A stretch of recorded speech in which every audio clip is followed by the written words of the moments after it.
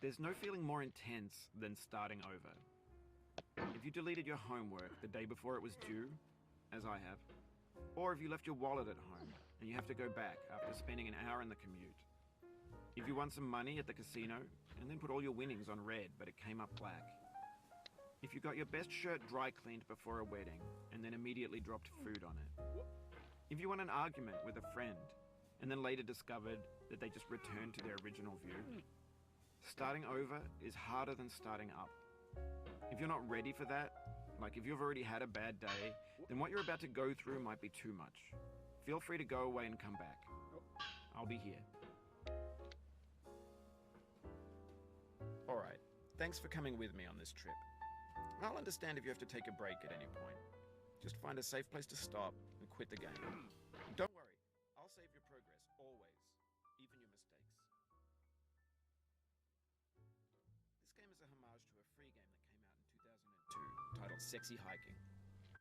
The author of that game was Jazuo, a mysterious Czech designer who was known at the time as the father of B games. And B games are rough assemblages of found objects. Designers slap them together very quickly and freely, and they're often too rough and unfriendly to gain much of a following. They're built more for the joy of building them than as polished products. In a certain way, Sexy Hiking is the perfect embodiment of a B game. It's built almost entirely out of found and recycled parts, and it's one of the most unusual and unfriendly games of its time. In it, your task is simply to drag yourself up a mountain with a hammer. And that act of climbing, in the digital world or in real life, has certain essential properties that give the game its flavor. No amount of forward progress is guaranteed. Some cliffs are too sheer or too slippery. And the player is constantly, unremittingly in danger of falling and losing everything. Anyway, when you start Sexy Hiking, you're standing next to this dead tree that blocks the way to the entire rest of the game. It might take you an hour to get over that tree, and a lot of people never got past it.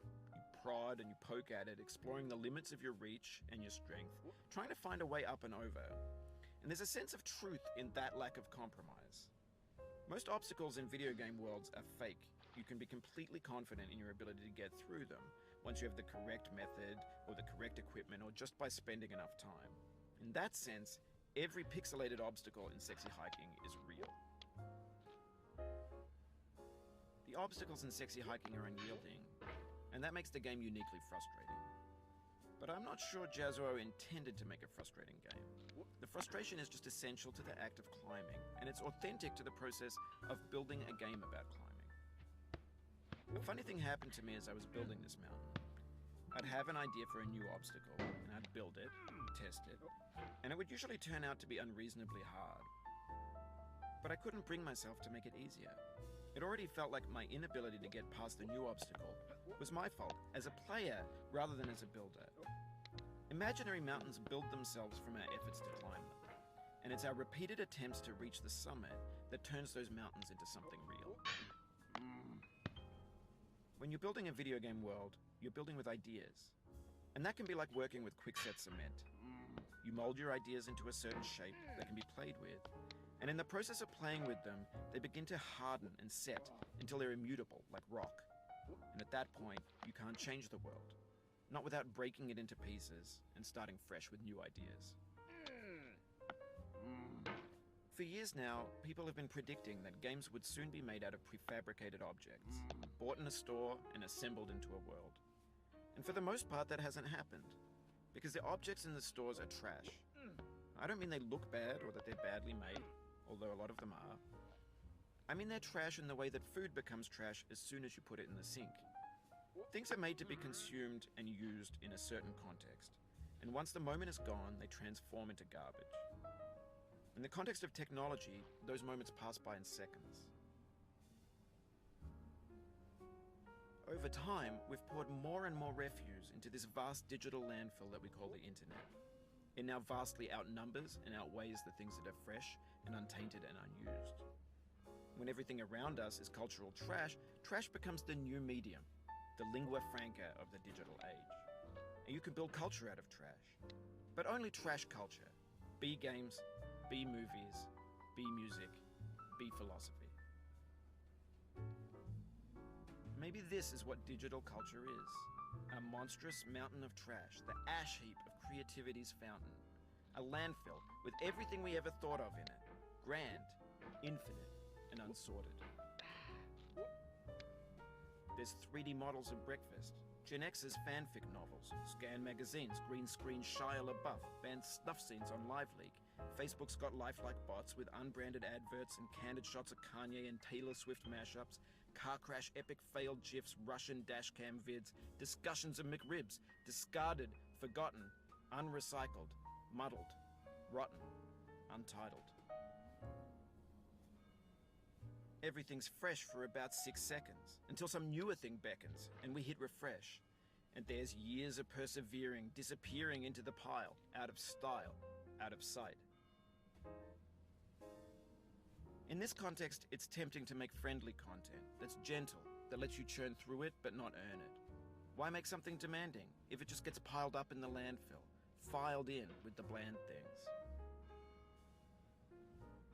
When games were new, they wanted a lot from you. Daunting you, taunting you, resetting and delaying you. Players played stoically. Now everyone's turned off by that. They want to burn through it quickly, a quick fix for the fickle, some tricks for the clicks of the feckless. But that's not you, you're an acrobat. You could swallow a baseball bat. Now I know, most likely you're watching this on YouTube or Twitch, while some dude with 10 million views does it for you. Like a baby bird being fed chewed up food. That's culture too. But on the off chance that you're playing this, what I'm saying is, trash is disposable, but maybe it doesn't have to be approachable. What's the feeling like? Are you stressed? I guess you don't hate it if you got this far. Feeling frustrated? It's underrated. An orange is sweet, juicy fruit locked inside a bitter peel. That's not how I feel about a challenge. I only want the bitterness. It's coffee. It's grapefruit. It's licorice. It feels like we're closer now. Composer and climber, designer and user. You could have refused, but you didn't. There was something in you that was hidden, that chose to continue. It means a lot to me that you've come this far, endured this much. Every wisecrack, every insensitivity, every setback you've forgiven me is a kingly gift that you've given me.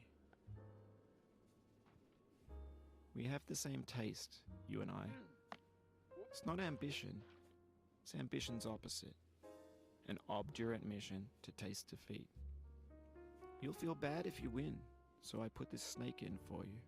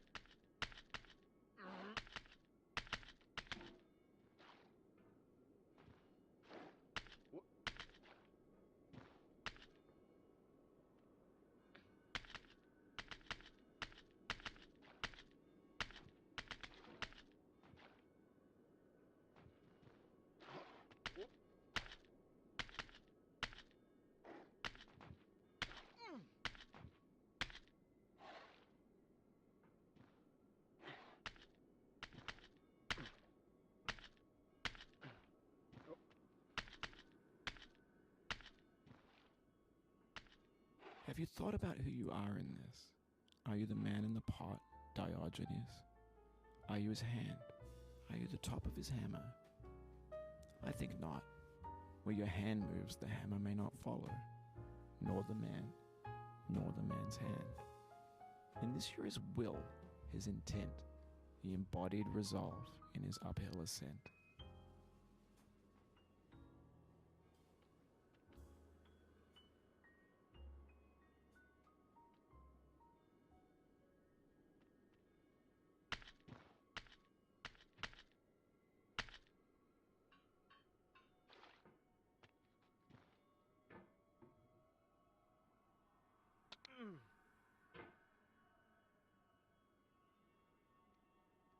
Now, you've conquered the ice cliff, the platforms, the church, and the rectory. the living room and the factory, the playground, the construction site, the granite rocks, and the lakeside. You have learned to hike. There's no way left to go but up, and in a moment I'll shut up. But let me say, I'm glad you came.